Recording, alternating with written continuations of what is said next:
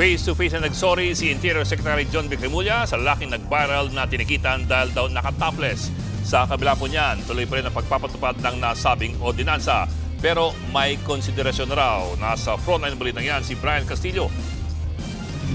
Mistulang sugod bahay ang eksena ng puntahan ni Interior Secretary John Vic Remulla ang bahay ni Johnny Lanquino sa Barangay Addition Hills, Mandaluyong City. Si Johnny ang nag-viral kamakailan matapos tiketan at pagmultahin dahil naaktuhang nakatopless sa iskinita. Naghahalo kasi siya noon ng semento sa harap ng kanilang bahay.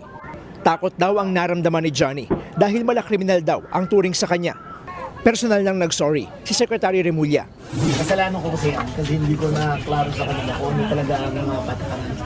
Siyempre, alam ko na maraming nagtatrabaho dito. Kung mainit, magtatagal-tagal sa shirt. Sabi naman ng misis ni Johnny na si Norieta, wala naman silang problema sa patakaran. Pero sana raw ay may malinaw na panuntunan. Hindi naman po kami against talaga doon. Yung nag-react lang po talaga ako kasi nga po, bakit kumbaga, dapat po warning po muna talaga, di ba? So, ticket po kasi agad kasi doon po sa Barangay Bagon sila. Sinisita po nila yan, sasabihin po nila, merong operation yung barangay. So, pwede kang mag-bihis muna. Dala ng ganado lang. Diba? Pero hindi naman personal yun. Hindi ka naman kilala ng mga yan. Yes, diba? Pero, ayan, para sa lahat talaga yan. Tinanggap naman ni Johnny ang paghingi ng dispensa ni Remulla. Tanggap din naman yung pasensya ko. Wala pong problema sa amin yan. Friend nga po kami kasi pinamaan niyo. Oo naman, at saka sa kasalanan, nangako ko naman.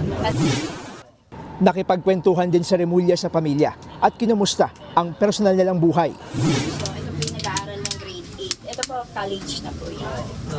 Nauwi ka na maaga. Nauwi ka na maaga ngayon. Opo, nakauwi na po yung lumalabas. Dati gumagala yan alas 12. Samantala, nagsorry rin sa pamilya Lanquino ang miyembro ng Bantay Bayan na si Ariel De Loreto. Siya ang nanikit kay Johnny. Sana po inyo akong mapatawad. Wala na pong problema yan. Salamat po. Nagpaabot din ng tulong ang kalihim kay Johnny para sa pagpapaayos ng kanilang bahay. Sabi ni Remulla, hindi nila ipatitigil ang paninita sa mga makikitang topless sa kalye. Pero dapat daw munang isaalang-alang ang sitwasyon, lalo na kung nagtatrabaho sa gitna ng init. Yung mga patambay-tambay, walang t-shirt, bawal yun, di ba? Yung lakad-lakad dyan. Pwede naman mag-sando lahat naman tayo may sando sa dito, di ba? Ayun lang ang hiningi namin. Konting decency lang.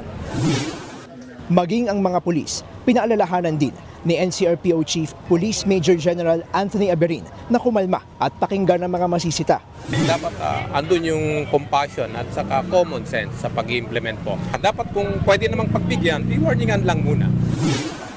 Sa pinakahuling datos ng PNP, mahigit 72,000 na ang lumabag sa Safer Cities Initiative.